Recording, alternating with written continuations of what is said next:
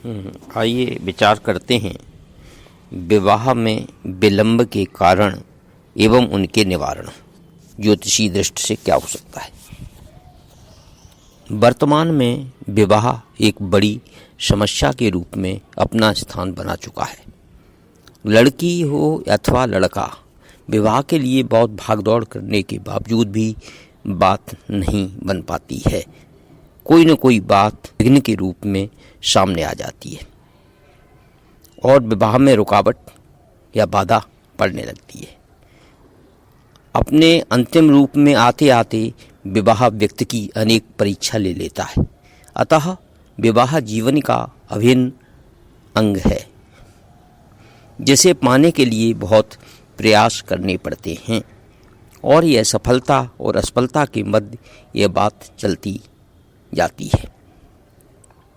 ज्योतिषीय दृष्टिकोण से एवं अनेक विद्वानों ने विवाह संबंधी रुकावट एवं सफलताओं पर बहुत अध्ययन और शोध किया है, जिससे अनेक कारणों का पता चलता है, जिसके शोधन से अपेक्षित सफलता भी प्राप्त हुई है। यदि हस्तरेखा एवं कुंडली का अध्ययन किया जाए तो काफ़ी बातों का पता चलता है। जैसे हाथ में छोटी अंगुली के नीचे हृदय रेखा के मध्य के स्थान पर गहरी खिंची हुई रेखा विवाह रेखा कहलाती है। हाथ में जो छोटी अंगुली है उसके नीचे हृदय रेखा के मध्य के स्थान पर गहरी खिंची हुई रेखा विवाह रेखा कहलाती है। यदि यह रेखा स्वस्थ एवं सुंदर हो, बिना कटी पिटी हुई हो, रेखा का रंग भी स्पष्ट हो, तो विवाह में आसानी होती है। इसके विपरीत अस्पष्ट टूटी फूटी वाली रेखाएं विवाह में विलंब उत्पन्न करती हैं। इसी तरह से जन्म कुंडली में सप्तम भाव को विवाह का स्थान माना जाता है एवं शुक्र ग्रह की महत्वपूर्ण भूमिका मानी जाती है। कन्या की कुंडली में सप्तम एवं अष्टम भाव दोनों ही देखने को शास्त्रीय सलाह दी गई है एवं शुक्र और गुरु की महत्वपूर्ण भूमिका बताई जाती है। हस्तरेखा के अनेक विद्वानों के अध्ययन एवं अनुभव के आधार पर एक हाथ में कुछ बातें हो सकती हैं। जैसे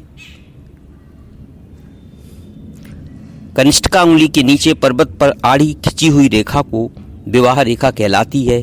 कई हाथों पर यह रेखा स्पष्ट और लंबी होती है, कई हाथों में यह रेखा अस्पष्ट दिखाई पड़ती है, कई हाथों में आड़ी रेखाओं की संख्या 3-4 भी होती है। यदि ये रेखाएं समानांतर हों तो व्यक्ति को कष्ट प्रदान करती हैं।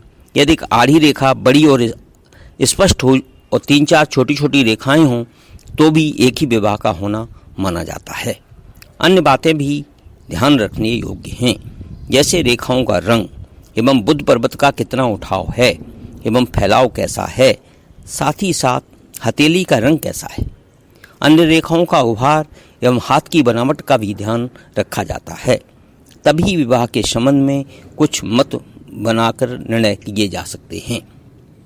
विवाह की उम्र के संबंध में हस्तरेखा शास्त्र में कुछ नियम दिए गए हैं कि जैसे यदि विवाह रेखा के पास हो तो विवाह 16 से 21 वर्ष की आयु में होना चाहिए। यदि रेखा पर्वत के मध्य में हो तो विवाह 21 से 29 वर्ष के बीच होना चाहिए। यदि विवाह रेखा पर्वत पर ऊपर की ओर हो तो लगभग 30 से 35 वर्ष के बीच विवाह की बात दर्शाती है। विवाह रेखा से संबंधित अन्य बातें इस प्रकार हो सकती हैं। पहला, जब विवाह रेखा सूर्य पर्वत पर पहुंचकर सूर्य रेखा से मिल जाए तो उच्च कुल में विवाह का योग बनता है। जब विवाह रेखा सूर्य पर्वत पर पहुंचकर सूर्य रेखा से मिल जाए तो उच्च कुल में विवाह का योग बनता है। दूसरा, यदि विवाह रेखा सूर्य रेखा को काट देती हो तो विवाह के कारण बदनामी होती है। तीसरा, यदि छोटी और बड़ी कोई भी रेखा विवाह रेखा को काटती है तो विवाह में अनेक बाधा व रुकावट पैदा होती है। चौथा, यदि विवाह रेखा 2 हिस्सों में हो तो विवाह टूट जाने या वैवाहिक असफलता को दर्शाती है। पांचवा, यदि विवाह रेखा पर अनेक चिन्ह हों तो वह वैवाहिक जीवन में तनाव उत्पन्न करते हैं। छठवां, यदि विवाह रेखा घूमकर कनिष्ठिका अंगुली की तरफ चली जाए तो ऐसे व्यक्ति का विवाह प्रायः असंभव माना जाता है। सातवां, यदि विवाह रेखा के समाप्त स्थान पर दो शाखाएं बन जाएं तो ऐसी स्थिति में तलाक या कोर्ट कचहरी के मामलों में उलझना पड़ सकता है। आठवां, यदि विवाह रेखा हृदय रेखा से मिल जाए तो विवाह में अनेक बाधा व रुकावट डालती है एवं विवाह में बहुत विलंब होती है। नौवां, यदि विवाह रेखा बहुत स्पष्ट बिना दाग के हो एवं अन्य रेखा का झुकाव उस रेखा की ओर हो तो प्रेम विवाह प्रकट करता है। यह बातें तो हाथ देखकर ज्ञात की जा सकती हैं, किंतु यदि व्यक्ति की जन्म कुंडली उपलब्ध हो तो अनेक अन्य बातों का भी सरलता से ज्ञान हो सकता है। अनेक विश्लेषण एवं अध्ययन के पश्चात विभिन्न ग्रहों की सप्तम में युक्ति एवं दृष्टि का बहुत प्रभाव माना जाता है। कुछ ग्रहों की प्रभाव अतिशो होता है, जिससे विवाह शीघ्र एवं बहुत अच्छे घरों में होता देखा जाता है। इसके विपरीत अशुभ ग्रहों के प्रभाव के कारण विवाह में विलंब होता है। साथ ही साथ कभी कभी तो यह देखा गया है कि विवाह ही नहीं होता है। यदि विवाह हो गया तो संबंध में कटुता रहती है अथवा विवाह विच्छेद तक हो जाता है। वैसे यह विषय बहुत बृहद है, किंतु इस लेख के माध्यम से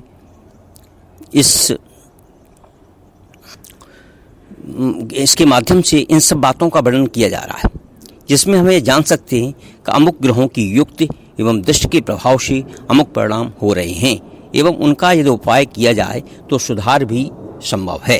पहला, यदि शनि 7वें घर में विराजमान है और स्वग्रही एवं उच्च राशि में न हो तो विवाह में विलंब होता है।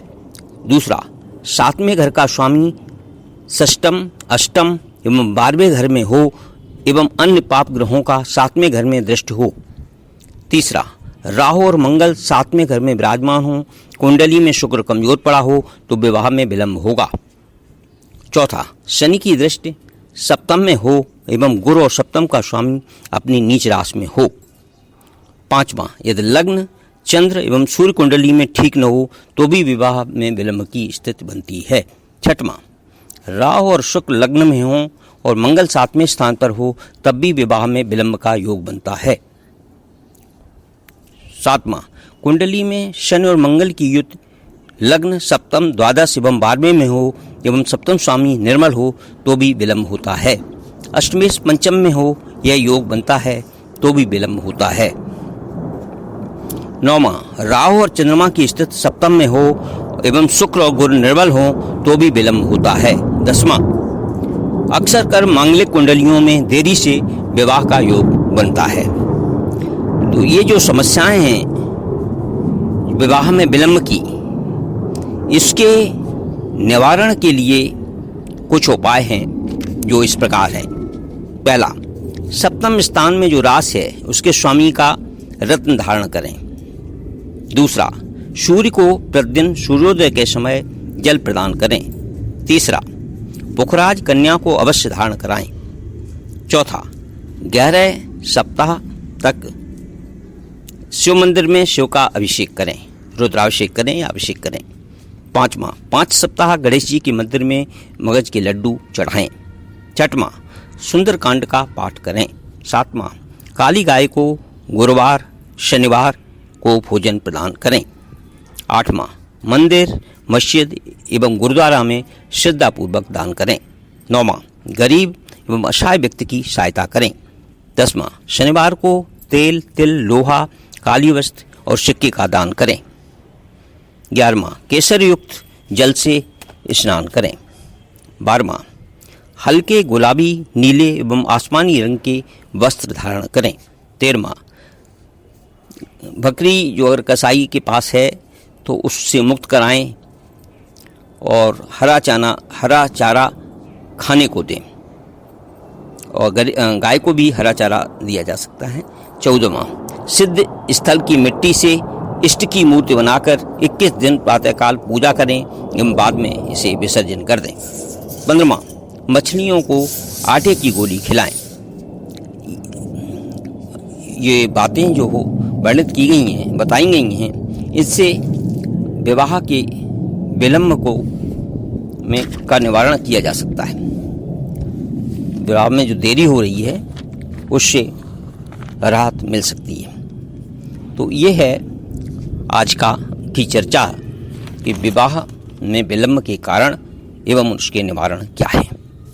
ओम नमः शिवाय।